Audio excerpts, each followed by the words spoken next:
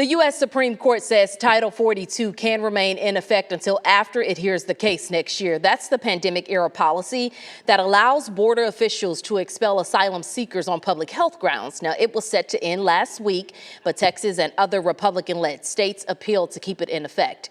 Elizabeth Schulze reports.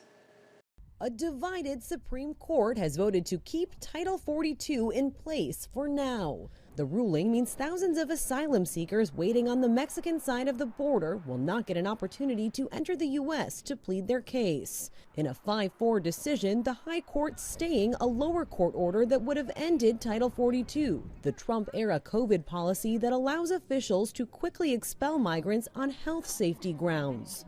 19 mostly Republican-led states intervened to keep Title 42 on the books. It was supposed to end last week. They argued that lifting the policy would create an overwhelming rush at the border.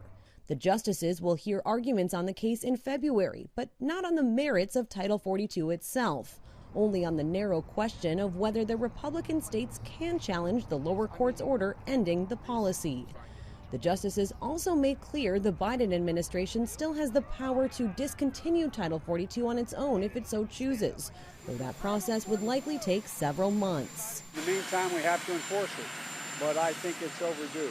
For months, migrants scrambled to the U.S.-Mexico border, hoping Title 42 would be lifted. Cities on both sides strained by the influx. You had two situations coming together to create pandemonium and additional chaos in the small border communities. The Biden administration says it's added thousands of personnel at the border, and satellite images show the rapid expansion of new semi-permanent holding facilities that officials hope to be operational next month. But it's broadly agreed that the crisis on the border won't be solved until Congress reforms the immigration system.